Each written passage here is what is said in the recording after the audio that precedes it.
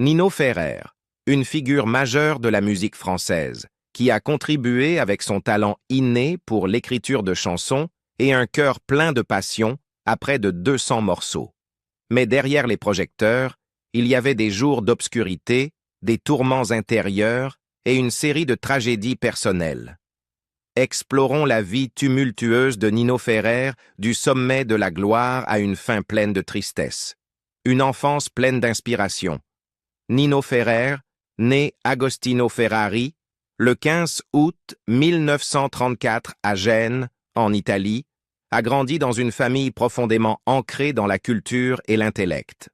Son père, Pietro Ferrari, était un chimiste issu d'une famille italienne riche, tandis que sa mère, Raymonde Magnin, venait d'un foyer modeste en Nouvelle-Calédonie.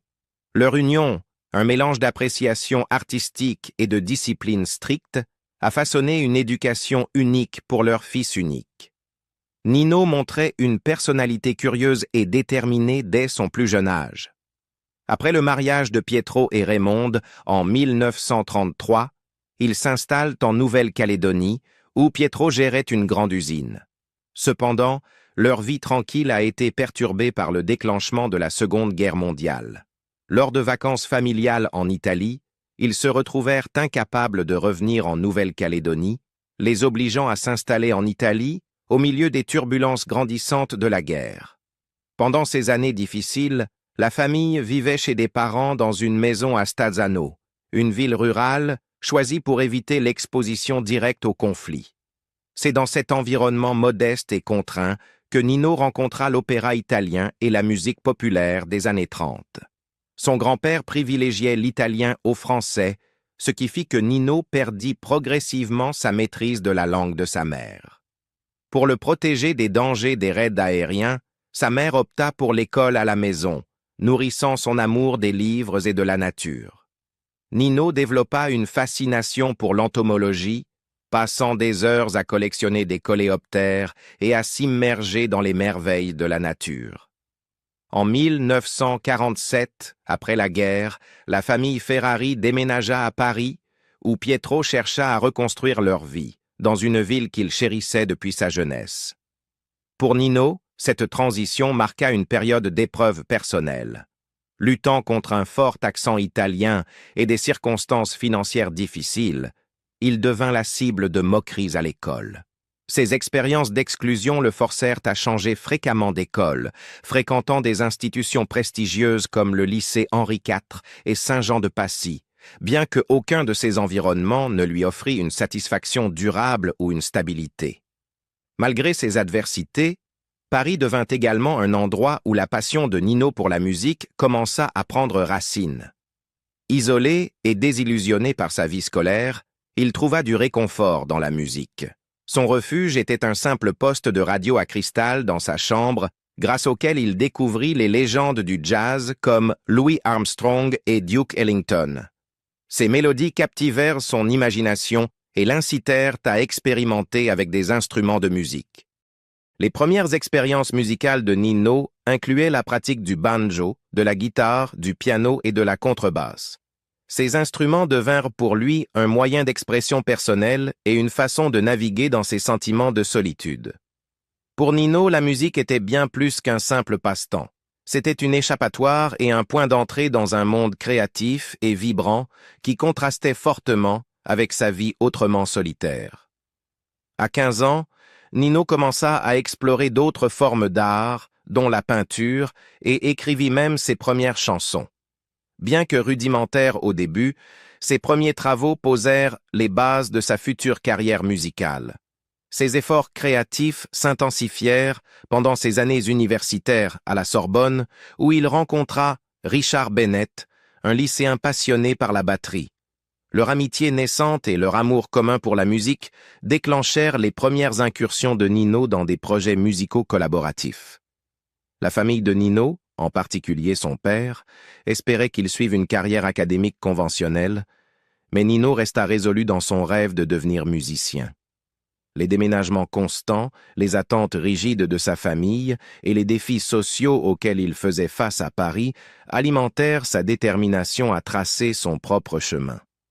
Malgré les luttes, Ces années formatrices aidèrent Nino à développer un esprit tenace et une créativité sans bornes. Son enfance, marquée par des transitions culturelles, une discipline familiale et des moments de solitude, façonna finalement l'homme qui deviendrait l'un des artistes les plus innovants et talentueux du XXe siècle. Les expériences de sa jeunesse, son exposition à des cultures diverses, les épreuves d'adaptation à de nouveaux environnements et son amour croissant pour la musique et l'art jetèrent les bases du succès futur de Nino Ferrer. C'est à travers ces défis qu'il affina sa voix unique, non seulement en tant que musicien, mais aussi en tant que narrateur, capable de canaliser des émotions profondes dans son travail. L'enfance de Nino Ferrer n'était pas sans difficulté, mais ce sont précisément ces défis qui cultivèrent sa résilience et sa créativité. Sa passion pour la musique et l'art, nourrie dans un contexte d'adversité, lui permit de transformer ses luttes personnelles en un héritage profond et durable. De l'échec au premier tournant décisif. Le parcours de Nino Ferrer vers le succès dans l'industrie musicale n'a pas été linéaire. Comme beaucoup de grands artistes, son chemin a été semé d'embûches, de revers et de moments de doute. Cependant, grâce à sa persévérance, son talent et une volonté inébranlable d'exprimer sa créativité, Nino est finalement passé d'un musicien relativement inconnu à l'une des figures les plus emblématiques de la musique française. Son histoire est un témoignage de résilience et de l'évolution artistique. Après avoir terminé ses études, le parcours de Nino Ferrer dans le monde de la musique a véritablement commencé. Il a d'abord rejoint de petits groupes et joué de la basse dans des boîtes de nuit et des événements musicaux à travers la France. Son talent naturel d'instrumentiste a rapidement attiré l'attention de ses pairs, mais il était clair que Nino aspirait à plus. Il ne voulait pas seulement se produire, il voulait créer de la musique qui parlait de ses propres expériences et émotions. Pendant cette période, il a travaillé comme musicien tout en composant également pour d'autres artistes. Cependant, sa passion pour l'écriture de chansons ne s'était pas encore pleinement manifestée. Nino se sentait limité par son rôle de musicien de soutien, et cette frustration l'a poussé à chercher des opportunités où il pourrait se mettre en avant en tant qu'artiste solo. Mais atteindre cet objectif n'a pas été facile. Au début des années 1960, Nino est devenu membre d'un groupe de jazz appelé les Dixie Cats. Bien que le groupe ait été prometteur au départ, il a rencontré son lot de défis. Nino est passé de la contrebasse à la guitare basse électrique, un changement qui reflétait son intérêt croissant pour le rhythm and blues. C'était une tentative de s'adapter à l'évolution du paysage musical en France, où l'influence américaine du rock and roll et du rhythm and blues commençait à prendre de l'ampleur. Malheureusement, malgré ses efforts, les Dixie Cats se sont dissous après une tournée décevante et Nino s'est retrouvé une fois de plus à un carrefour. Ne s'intégrant pas au mouvement yéyé, un genre de musique pop française fortement influencé par le rock and roll américain, Nino a rencontré des difficultés pour percer dans le grand public. Il a auditionné pour plusieurs opportunités, mais n'a pas réussi à obtenir de percées significatives. À un moment donné, il a rejoint un groupe de twist, continuant à chercher des occasions de se produire. Pour protéger la réputation de sa famille et éviter la stigmatisation de l'échec, Nino a même adopté des noms de scène tels que Nino Ferrari et Laurent Tosca, afin de rester quelque peu anonyme. Le grand tournant dans la carrière de Nino Ferrer est survenu grâce à une rencontre fortuite avec Richard Bennett, devenu son ami proche et collaborateur musical. Ensemble, ils ont accompagné la chanteuse Nancy Holloway lors de ses performances, ce qui a ouvert de nouvelles portes à Nino. Non seulement il se produisait comme membre du groupe de soutien, mais il avait aussi la chance de chanter en solo et même de faire des duos avec Nancy. C'est à cette époque que Nino a choisi le nom de scène Nino Ferrer, une décision qui allait devenir synonyme de sa musique et de son identité. En novembre 1963, Nino a sorti son premier single « Pour oublier qu'on s'est aimé ». Bien que la chanson n'ait pas suscité beaucoup d'engouement en raison d'un manque de promotion, le côté B, Un an d'amour, est devenu un petit succès après avoir été réenregistré plusieurs fois. Ce succès initial a donné à Nino un éclat d'espoir, mais c'était loin d'être la percée qu'il avait recherchée. Le véritable tournant dans la carrière de Nino Ferrer est survenu en 1965 avec la sortie de la chanson Mirza. Il s'agissait de la première grande aventure de Nino en tant que chanteur principal, s'éloignant du rôle de musicien de fond. Avec sa mélodie accrocheuse et ses paroles humoristiques et décalées, Mirza a trouvé un écho auprès du public français et a rapidement grimpé dans les classements. Le caractère ludique de la chanson et son rythme entraînant en ont fait un succès instantané, propulsant Nino Ferrer sous les projecteurs et consolidant sa place dans la scène musicale française.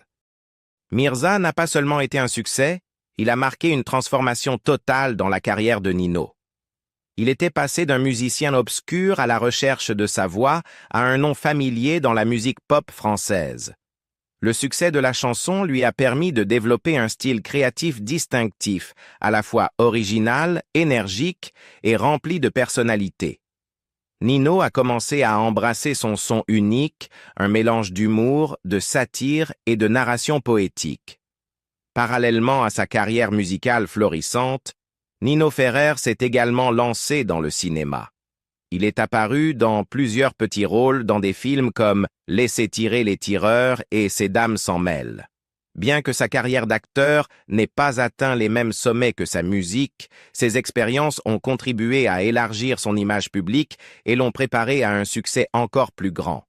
Ces rôles ont montré un autre côté de la personnalité de Nino, celui qui était charismatique, polyvalent et capable de s'adapter à diverses formes d'expression artistique. Le véritable sommet de la carrière de Nino Ferrer est survenu avec la sortie de son morceau iconique, Le Sud, en 1975. La chanson est une ballade magnifiquement écrite, inspirée des souvenirs d'enfance de Nino dans le sud de la France, une région qu'il adorait profondément. Les paroles douces et nostalgiques et la mélodie apaisante capturaient l'essence de la campagne ensoleillée de la France, évoquant un sentiment de nostalgie et de tranquillité. Le Sud est devenu non seulement un succès commercial, mais aussi un classique intemporel dans le catalogue de Nino Ferrer et dans la scène musicale française. Le succès de la chanson a marqué le sommet de sa carrière, car elle a profondément résonné avec les auditeurs et est devenue un symbole de la musique française des années 70. Le succès de la chanson était le fruit de la capacité de Nino à mélanger son expérience personnelle avec un attrait universel, créant ainsi une œuvre intemporelle qui continue d'évoquer des émotions chez les auditeurs aujourd'hui. Malgré le succès immense de Le Sud, la célébrité qui l'accompagnait apporta un nouveau lot de défis. Nino Ferrer commença à ressentir le poids des attentes du public. L'examen minutieux des médias, couplé aux exigences d'être un artiste à succès, a commencé à avoir un impact sur lui. La pression constante de devoir créer de la musique nouvelle et de vivre à la hauteur du succès de ses précédents succès a entraîné un sentiment croissant de fatigue. Nino est devenu désillusionné par le mode de vie des célébrités et se sentait de plus en plus déconnecté de la persona publique qui avait été créée pour lui. Le monde du divertissement, qu'il avait autrefois embrassé avec enthousiasme, a commencé à lui paraître étouffant. La frustration de Nino vis-à-vis de l'industrie et son désir de vie privée l'ont poussé à se retirer de la scène publique à plusieurs reprises. Cependant, malgré le fardeau émotionnel de la célébrité, la passion de Nino Ferrer pour la musique n'a jamais faibli. Il a continué à écrire et à se produire, refusant d'être défini uniquement par ses succès passés. Son refus de se laisser cantonner au statut de simple star de la pop a démontré son engagement envers son art et sa détermination à rester fidèle à sa vision artistique. Les étapes difficiles de sa carrière. Nino Ferrer était un artiste talentueux, connu pour son style musical unique et créatif. Cependant, derrière des chansons populaires comme Mirza et Le Sud, il a dû faire face à de nombreux défis. Le succès rapide de ses premiers succès a exercé une pression considérable sur sa carrière. Le public et les médias se concentraient souvent uniquement sur ses chansons joyeuses, tandis que Nino aspirait à être reconnu comme un artiste complet, avec des talents divers en composition et en performance. Cela le laissait insatisfait de la façon dont les gens percevaient sa carrière. Malgré la sortie de près de 200 œuvres, la plupart des auditoires se souvenaient seulement de quelques chansons célèbres. Cela provoquait non seulement de la frustration, mais avait également un impact significatif sur son esprit et sa créativité. L'un des plus grands tournants dans la carrière de Nino Ferrer fut sa décision de quitter Paris pour vivre à la campagne. Pour lui, le bruit et la commercialisation de l'industrie du divertissement le rendaient isolé. La vie à la campagne apporta à Nino la paix et l'espace nécessaires pour composer et expérimenter de nouveaux styles musicaux comme le rock, le blues, le jazz et même la musique classique. Cependant, vivre loin des projecteurs le conduisit progressivement à être oublié dans le monde du divertissement. L'indifférence du public et des médias créa un grand vide dans la vie de Nino. Néanmoins, il persévérait sur son chemin artistique, considérant la composition et la performance comme un moyen de se comprendre et de s'explorer. Nino était en conflit avec l'industrie même à laquelle il appartenait. Il détestait la commercialisation et la manière dont la musique était traitée comme un produit plutôt que comme un art. Il a toujours cherché à se libérer de l'image de l'amuseur public pour devenir un véritable artiste. Bien qu'il ait connu un grand succès avec ses hits, Nino n'a jamais pu échapper au sentiment de solitude et d'aliénation.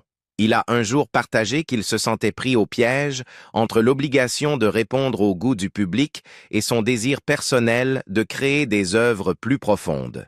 Bien que la carrière de Nino Ferrer ait atteint son apogée, il a constamment été hanté par la peur d'être oublié. Pour lui, le fait que le public ne se souvienne que de quelques chansons célèbres était injuste par rapport à l'énorme corpus d'œuvres qu'il avait créé.